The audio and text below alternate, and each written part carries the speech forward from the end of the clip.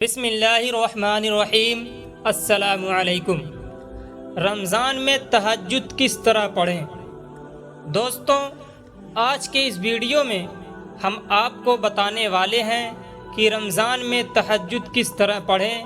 آئیے سمجھتے ہیں۔ اگر آپ کو اس کے بارے میں جاننا ہے تو اس ویڈیو کو پورا ضرور دیکھیں، کیونکہ اس ویڈیو کو دیکھنے کے بعد آپ کو معلوم ہو جائے گا، اور اللہ پاک سے دعا کریں کہ اے اللہ، ہم سب کو اس رمضان کی قدر کرنے کی توفیق عطا فرما، اور جو بھی لوگ پریشان ہیں ان کی پریشانی کو دور فرما، آمین۔ تو چلیے ویڈیو کو شروع کرتے ہیں۔ تہجد میں دعائیں قبول ہوتی ہیں، لیکن رمضان میں تہجد کی دعا کی قبولیت اور بڑھ جاتی ہے۔ اسی لیے رمضان میں آپ تہجد آسانی سے پڑھ سکتے ہیں۔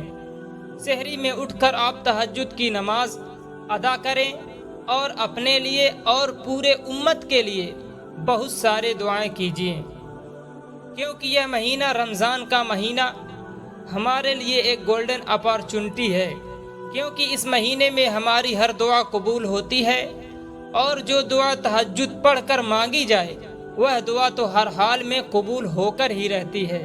اللہ ہم سب کو اس رمضان میں تہجد جیسا لاڈلی عبادت نصیب فرما۔ اسی لیے سحری سے پہلے تہجد پڑھنے کی کوشش کیجیے، کیونکہ رمضان میں تہجد اور بھی زیادہ لاڈلی عبادت ہو جاتا ہے۔ رمضان کا ایک ایک سجدہ بہت قیمتی ہے۔ آئیے جانتے ہیں کہ رمضان میں تہجد کی نماز کیسے پڑھیں۔ اس سے پہلے میں آپ کو بتاتا ہوں کہ تہجد کی نماز کتنا زیادہ پاورفل ہے۔ یہ وہ نماز ہے جس کے ذریعے انسان کے ناممکن کام ممکن ہو جاتے ہیں۔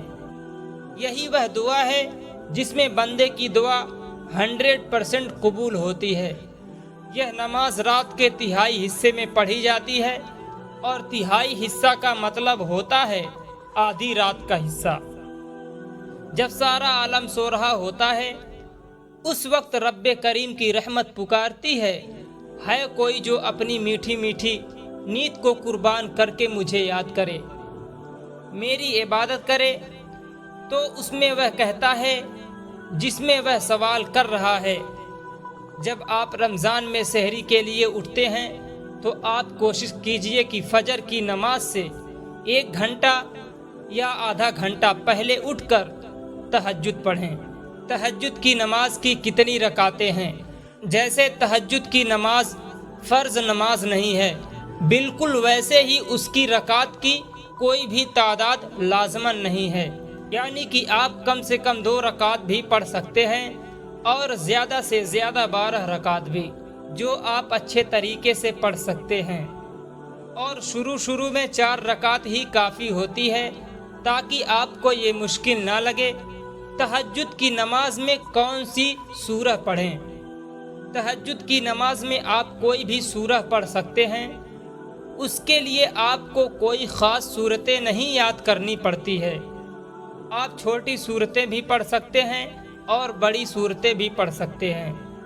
آپ نے فجر کی نماز کے 40 منٹ پہلے اٹھ کر وضو کر لینا ہے، اور تہجد کی نیت کر کے نماز شروع کر دینی ہے۔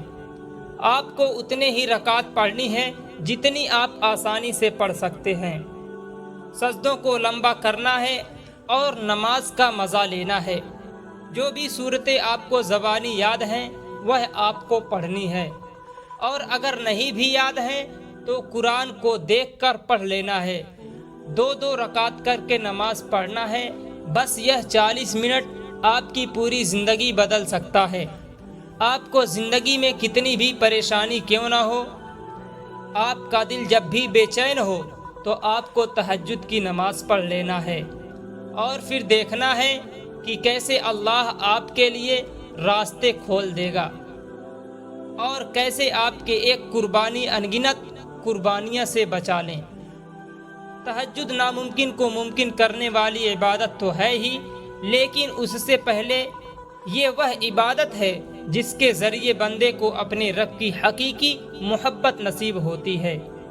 یہ وقت سب سے خوبصورت وقت ہوتا ہے جب بندہ اور اس کا رب تنہائی میں ملتا ہے۔ یہ وہ وقت ہوتا ہے جو رات کے کالے اندھیرے کو دنیا کا سب سے خوبصورت اندھیرا بنا دیتا ہے۔ اللہ سے ہاتھ پھیلا پھیلا کر باتیں کرنا، وہ جو لمحے ہوتے ہیں ان کا احساس بھی انہیں نصیب ہوتا ہے جنہیں وہ چنتا ہے۔ تہجد ہر کوئی نہیں پڑھ سکتا، یہ تو وہ کرم ہے جو کسی کسی پر ہی ہوتا ہے۔ اگر آپ کو یہ دولت نصیب ہو تو آپ اچھے سے گزاریے۔ جب خود رب کریم ایسے فرمائے اور ہم سے سوال کرے تو کیا وہ عطا نہیں کرے گا؟ اللہ تو بن مانگے اتنا دیتا ہے۔ سوچو کہ جب وہ خود پکار کر پوچھے کہ کسی کو کچھ چاہیے، مانگتے رہیے اپنے رب سے، یقین کیجئے کرشمہ تو روز ہوتے ہیں، دعائیں قبول ہوتی ہیں۔ آپ کی زندگی میں پڑھی گئی ایک تہجد کی نماز پوری زندگی کو بدلنے کی طاقت رکھتی ہے۔ تہجد پڑھا کرو، کیونکہ کوئی ملے یا نہ ملے لیکن اللہ ضرور مل جاتا ہے، اور جب اللہ مل جاتا ہے تو سب مل جاتا ہے۔ جس کہانی کے وجہ سے تم تہجد تک پہنچ جاؤ، اس کہانی کو اللہ پاک کیسے ادھورا چھوڑ سکتا ہے؟ تہجد کی برکت سے تمہاری رد کی ہوئی تمام دعائیں پوری ہو جائیں۔ جو کہانی تہجد تک پہنچ جاتا ہے پھر وہ کہانی کبھی ادھوری نہیں رہتی۔ چاہت سے نصیب کا جو فاصلہ ہے وہ صرف ایک دعا ہے۔ تہجد میں بہنے والا ہر آنسو اللہ سے کن کا سفارش کرتا ہے۔ تو اگر درد رات میں سونے نہیں دیتا تو جان لو منتظر ہے تمہارا، ابھی بھی اس کو انتظار ہے تمہارے دعاؤں کا۔ مانگ لو، ابھی بھی کچھ نہیں بگڑا، ابھی بھی وہ سب ہو سکتا ہے جو تم چاہتے ہو، ابھی بھی وہ مل سکتا ہے جو تم مانگتے ہو، ابھی بھی قبولیت کی ایک گھڑی باقی ہے، ابھی بھی تہجد کا پلہ مقدر میں بھاری ہے۔ جو دعائیں تمہیں اتنی پیاری ہوتی ہے نا، انہیں مانگنے کا انداز بھی بہت پیارا ہونا چاہیے، اتنا پیارا کہ اللہ پہلی بار میں ہی کن کہہ دے۔ اور پتہ ہے اللہ کو اتنا پیارا انداز کس کو لگتا ہے؟ تہجد پڑھنے والوں کا۔ اگر آپ نے اسے اللہ سے تہجد میں نہیں مانگا تو کیا مانگا؟ تہجد میں جاگنے والوں کو چاہیے سونے والوں کے لیے دعا کریں، ملنے والوں کو چاہیے بچھڑنے والوں کے لیے دعا کریں، کامیاب ہونے والوں کو چاہیے ناکامیاب ہونے والوں کے لیے دعا کریں۔ تمہاری دعائیں سنی جا چکی ہیں، تمہارے صبر کا صلہ لکھا جا چکا ہے۔ ابھی تمہیں تمہارے یقین کے معجزے دکھائے جائیں گے تاکہ تم جان سکو کہ مخلص دل اختتام میں ہمیشہ جیت جاتا ہے، اور تقدیریں اللہ کے ایک اشارے پر بدل جایا کرتی ہیں۔